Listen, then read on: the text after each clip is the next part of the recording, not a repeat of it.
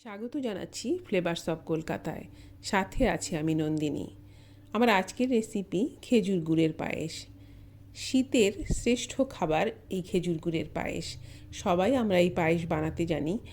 আজ আমি বলবো কতটুকু দুধের জন্য কতটুকু চাল লাগবে, অর্থাৎ চালের সঠিক পরিমাণ। আর কি করলে খেজুর গুড় দিয়ে যখন আমরা পায়েস বানাবো দুধ ফেটে যাবে না। ছোট ছোট কিছু টিপস সহ এই খেজুর গুড়ের পায়েস বানানোর পদ্ধতি আজ আমি আপনাদের সাথে শেয়ার করব। আপনারা দেখুন, আশা করছি আমার রেসিপি আপনাদের ভালো লাগবে।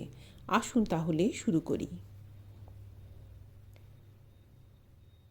কড়া গরম করে নিয়ে আমি এখানে দিয়ে দিলাম 1 চা চামচ পরিমাণ ঘি। এই ঘিয়ের মধ্যে প্রথমে আমি কিছু পরিমাণ কাজু ও কিশমিশ ভেজে তুলে নেব। কাজু ও কিশমিশ আমি 10 মিনিট আগে জলে ভিজিয়ে রেখে দিয়েছিলাম। সেই কাজু কিশমিশ হালকা করে এই ঘিয়ে আমি ভেজে তুলে নেব। খুব বেশি লাল করে ভাজতে হবে না। যখন কিশমিশগুলো ফুলে উঠবে তখনই আমি এগুলোকে নামিয়ে নেব। সেই একই কড়াতে আমি দিয়ে দিলাম 2 চা চামচ পরিমাণ জল।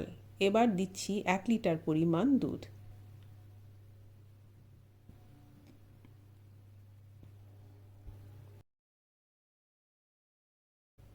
আজ আমি 1 লিটার দুধের পায়েস বানাচ্ছি।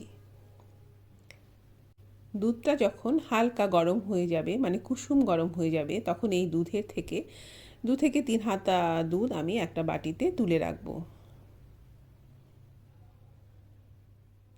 এবার অপেক্ষা করব যতক্ষণ না দুধটা ফুটে উঠছে। এখানে আমি দেখিয়ে দিচ্ছি পায়েসের জন্য চাল কিভাবে মাপতে হবে। 1 লিটার দুধের জন্য এইভাবে টাইট করে 2 মুঠো চাল দেব আমি। এর থেকে বেশি চাল কিন্তু লাগবে না। পায়েস বানাতে সবসময় নতুন চাল ব্যবহার করতে হয়। একবার জল দিয়ে এই চালটাকে আমি ধুয়ে নেব। চালের যে এই ঘোলা ঘোলা জলটা দেখা যাচ্ছে, এটা কিন্তু চালের স্টার্চ।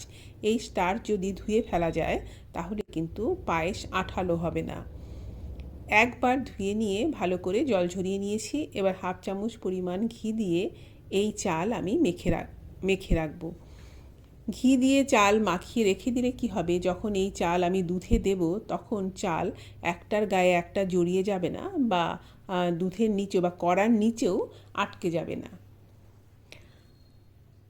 আর এখানে আমি নিয়েছি 1/2 কাপ পরিমাণ মিল্ক পাউডার।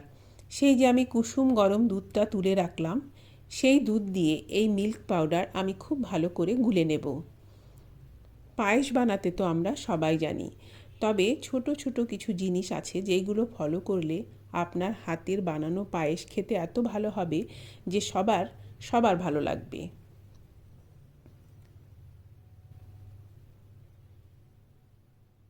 এখন কিন্তু দুধটা আমার ফুটে উঠেছে। দুধ ফুটে ওঠার পরেও আমি 5 মিনিট ফুটিয়ে নিয়েছি। এবার আমি দিয়ে দেব ঘি মাখিয়ে রাখা চাল। আমি 2 চামচ করে চাল দেব আর নেড়েচেড়ে এইভাবে মিশিয়ে দেব। একবারে কিন্তু পুরো চালটা দেব না।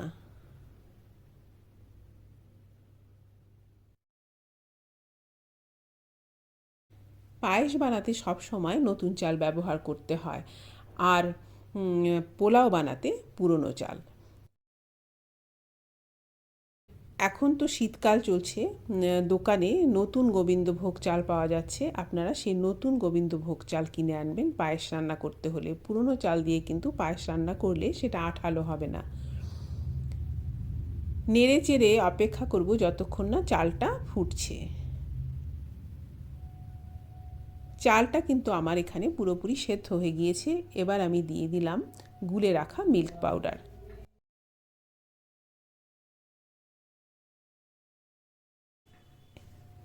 আমি এখানে 7 থেকে 8টা বাতাসা দিয়ে দিলাম। আপনাদের কাছে যদি বাতাসা না থাকে তাহলে একটু মিশ্রি বা 3 থেকে 4 চা চামচ পরিমাণ চিনি দেবেন। বাতাসা যখন পুরোপুরি দুধের সাথে মিশে যাবে তখন আমি দেব খেজুর গুড়। খেজুর গুড় দেওয়ার আগে এইভাবে একটু চিনি বা বাতাসা বা একটু মিশ্রি দিয়ে তারপরে যদি খেজুর গুড় ব্যবহার করা যায় পায়েস বানাতে, তাহলে কিন্তু দুধ ফেটে যাওয়ার সম্ভাবনা একেবারেই থাকে না।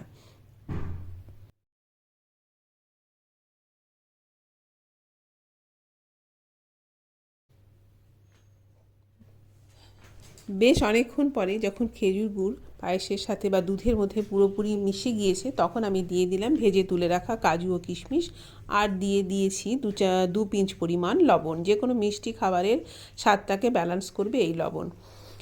আর কিন্তু খুব বেশি সময় ধরে এটা ফোটাতে হবে না। আমি ফ্লেমটাকে অফ করে দিয়েছি। এবার একটু ঠান্ডা হওয়ার পরে আমি আপনাদের সার্ভ করে দেখাচ্ছি যে এটার কনসিস্টেন্সিটা কীরকম হবে। এটাই কিন্তু পায়েসের পারফেক্ট কনসিস্টেন্সি। এর থেকে বেশি পাতলা হলেও ভালো লাগবে না, আবার গাঢ় হলেও ভালো লাগবে না। আমি যে পরিমাণ বললাম সেই পরিমাণে চাল দিলে একদম ঠিকঠাক পায়েস তৈরি হবে। একটু ভেজে রাখা কাজু ও কিশমিশ দিয়ে আমি সুন্দর করে সাজিয়ে দিয়েছি। দেখতে সুন্দর লাগবে এই যা। আমি আশা করছি আমার আজকের রেসিপিটি আপনাদের ভালো লেগেছে। আজ এই পর্যন্তই। আপনাদের অনেক অনেক ধন্যবাদ।